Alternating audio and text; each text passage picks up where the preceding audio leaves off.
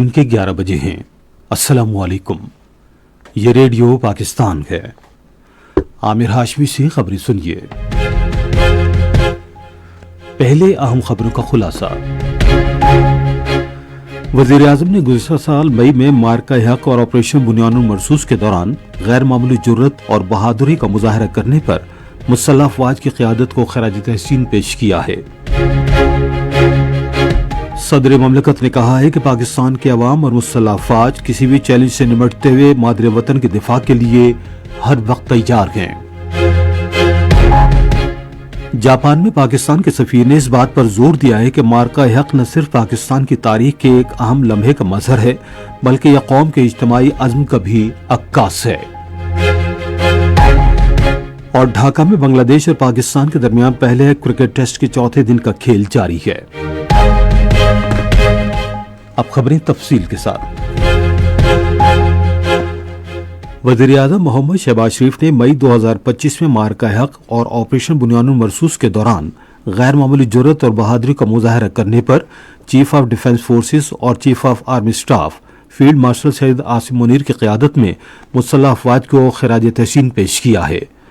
انہوں نے اسلام آباد میں مارکہ حق بنیان المرصوص کی پہلی سالگرہ کے سلسلے میں منعقدہ تقریب سے خطاب کرتے ہوئے کہا کہ بھارت نے پہلگام کے افسوسناک واقعے کو بہانہ بنا کر پاکستان پر حملہ کیا، تاہم پاکستان نے اس کے باوجود صورتحال کو بے قابو نہیں ہونے دیا۔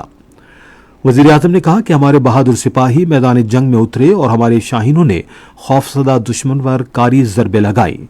انہوں نے کہا کہ ہمارے میزائلوں نے بھارت کے فضائی دفاعی نظام کو تباہ کر دیا، جبکہ پاک فضائیہ کے شاہین فضاؤں میں مکمل برتری رکھتے تھے اور ہر طرف دشمن کے ساز و سامان کا ملبہ بکھرا ہوا تھا، جس کے بعد دشمن صرف 4 گھنٹے میں جنگ بندی پر مجبور ہو گیا۔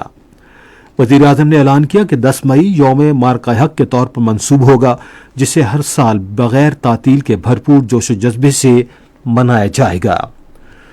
تقریب سے خطاب کرتے ہوئے صدر آصف علی زرداری نے کہا کہ پاکستان کے عوام اور مسلح افواج کسی بھی چیلنج میں مادر وطن کے دفاع کے لیے ہمیشہ تیار ہیں۔ انہوں نے کہا کہ گزشتہ سال مئی میں بھارت کی بلا اشتعال جارحیت کے جواب میں پاکستان کا متوازن مگر مؤثر رد عمل عالمی تاریخ کا ایک اہم باب بن چکا ہے۔ صدر نے کہا کہ ہماری مسلح افواج نے قوم کا سر فخر سے بلند کیا اور بین الاقوامی سطح پر ملک کے وقار میں اضافہ کیا۔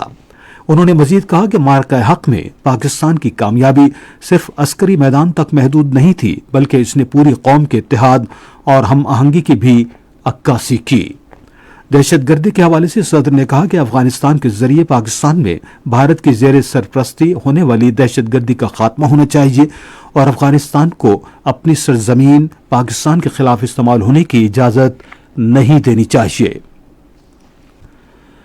ٹوکیو میں پاکستانی سفارت خانے نے مارکہ حق کی پہلی سالگرہ کے موقع پر ایک خصوصی تقریب کا اہتمام کیا۔ تقریب میں پاکستانی برادری کے ارکان، طلباء، ماہرین تعلیم اور جاپان میں پاکستان کے دوستوں نے شرکت کی۔ تقریب سے خطاب کرتے ہوئے جاپان میں پاکستان کے سفیر عبدالحمید نے اس بات پر زور دیا کہ مارکہ حق نہ صرف پاکستان کی تاریخ کے ایک اہم لمحے کا مظہر ہے بلکہ یہ قوم کی اجتماعی تیاری اور عزم کا بھی عکاس ہے۔ انہوں نے کہا کہ پاکستان کے عوام وطن کے دفاع اور وقار کے ساتھ امن کے حصول میں اپنی مسلح افواج کے ساتھ کھڑے ہیں۔ امریکہ میں پاکستان کے سفیر رضوان سعید شیخ نے کہا ہے کہ پاکستان خطے میں اپنی دفاعی، سفارت اور سیاسی حکمت عملی کی بنیاد پر استحکام کے ایک اہم عامل کے طور پر ابھرا ہے۔ اپنے ایک انٹرویو میں انہوں نے کہا کہ مارکہ حق کے بعد پاکستان کی بین الاقوامی سطح پر قدر و منزلت اور سفارت ساکھ میں نمایاں اضافہ ہوا ہے۔ سفیر نے کہا کہ پاکستان نے مارکہ حق میں حقائق اور تدبر کی بنیاد پر اپنا موقف پیش کیا، جس سے ملک کی عالمی ساکھ مضبوط ہوئی۔ رضوان سعید شیخ نے کہا کہ پاکستان آج بھی پلوامہ اور پہلگام واقعات کے ثبوت مانگ رہا ہے اور دنیا بھی اسی انتظار میں ہے۔ انہوں نے کہا کہ سندھ طاس معاہدے میں ایسی کوئی شق موجود نہیں جس کے تحت اسے معطل کیا جا سکے۔ انہوں نے کہا کہ پانی کو ہتھیار کے طور پر استعمال کرنا جارحیت اور بین الاقوامی قوانین کی خلاف ورزی کے مترادف ہوگا۔ سفیر نے واضح کیا کہ اگر پاکستان کے پانی کی سالمیت کو خطرہ لاحق ہوا تو پاکستان اپنے حق کے دفاع کا بھرپور استعمال کرے گا۔ وفاقی وزیر پیٹرولیم علی پرویز ملک نے بریک گولڈ کے چیئرمین جان ایل تھورٹن سے ملاقات کی، جس میں ریکوڈک کاپر گولڈ پروجیکٹ پر پیش رفت اور آئندہ کے اقدامات کا جائزہ لیا گیا۔ मुलाकात के दौरान रेकॉर्डिक मंसूबे की तरक्की से मुतालिक उमूर पर तबादले ख्याल किया गया और मंसूबे पर जारी काम को मजीद आगे बढ़ाने की कोशिशों पर गुफ्तगू हुई। यह मंसूबा दुनिया के सबसे बड़े गैर तरक्की याफ्ता तांबे और सोने के ज़खायर में शुमार होता है। अली परवेज मलिक ने पाकिस्तान की इक़्तिसादी तरक्की और मादनी शोबे के फ़रोग़ के लिए इस मंसूबे के तस्वीराती अहमियत को उजागर किया। इस मौके पर जॉन एल थोर्टन ने मंसूबे के लिए बैरिक कंपनी के अज़्म का अदा किया और इस पेशरफ्त में हुकूमत पाकिस्तान की मुसलसल मुआवनत को सराहा।